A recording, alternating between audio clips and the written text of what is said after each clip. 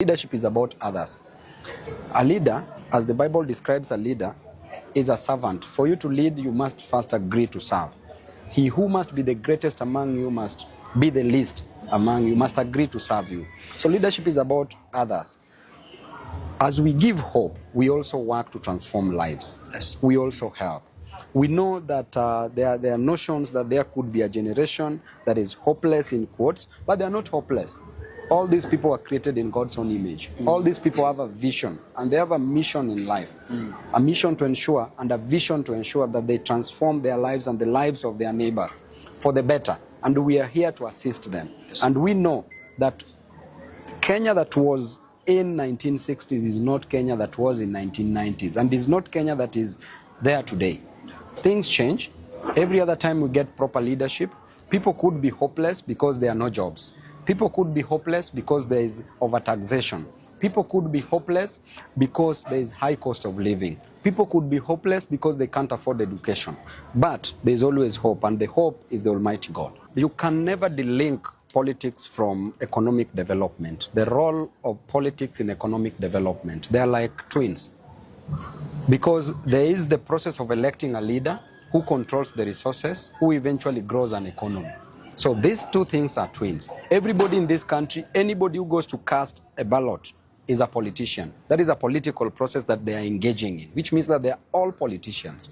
So the question is, after electing a politician, what do these politicians do?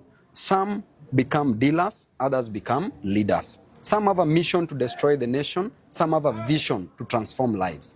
So that is the only difference that we have. Therefore, when we elect a leader, it is better for that leader to work. And I want to encourage this generation, the Gen Zs, the millennials, to participate in the forthcoming elections in 2027, because they are the majority. They add up to 65 to 70% approximately of the Kenyan population. That means that they can produce a president among themselves. They can produce any governor to the MCA seat. So do not just participate by voting, but also participate by going for these elective seats. And that is what we are going to encourage. And I always say that if you are not on the table, break that table. But you remember, Jesus was also breaking a table in church when people brought nonsense in the church. That is the spirit. Actually, as we speak, I will wait for the decision of the people. As at now, I'm spoiled for choice. As I always say, Pasi, by the grace of God, leaders are chosen by God. Yes. And as at now, we overqualify to be the president of the Republic of Kenya. It is only Babu Owino who can beat Ruto squarely. Squarely before a day before elections. Wachana na ile watu wanasemanga asubuhi.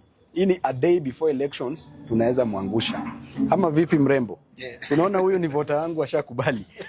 Then we are also overqualified to be a governor of Nairobi and also to be a member of parliament. But the most important thing is service to the people.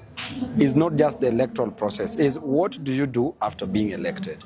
After being elected as Babu Owino, my intention is to work for the people. Because I've gone without food, I know what it is to lack food. If you tell me that you are sleeping hungry, I know what it is because I've gone without food. If you tell me that your child lacks school fee, I know what it is to lack fee because at some point I lacked.